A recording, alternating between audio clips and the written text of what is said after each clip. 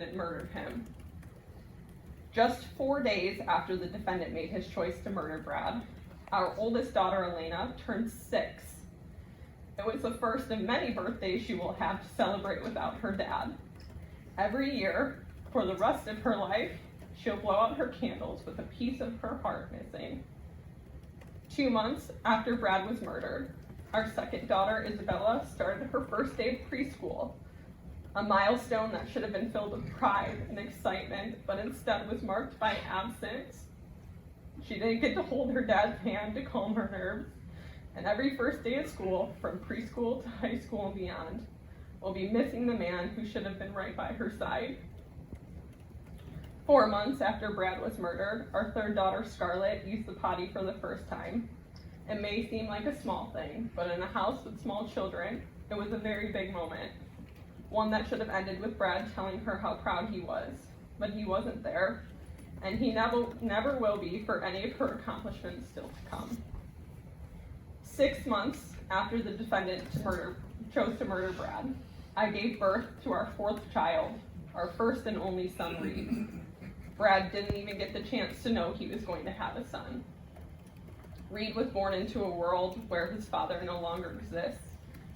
He will never be held in Brad's arms, and he will never hear his voice or know firsthand the incredible man his father was. Because of the defendant's choice, I will never, ever have a complete picture of our family. There will always be a piece missing.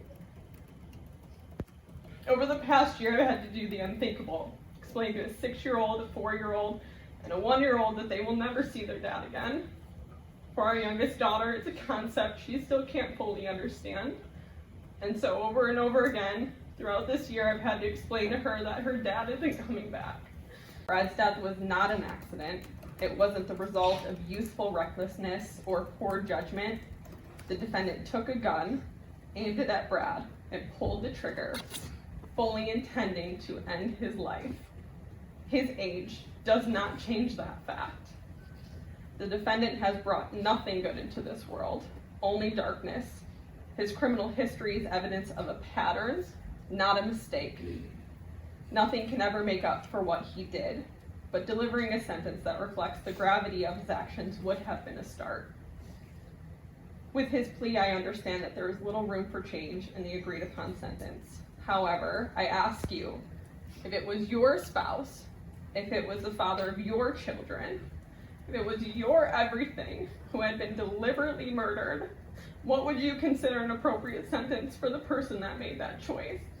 And I guarantee that whatever side you're on, everybody would say nothing short of life.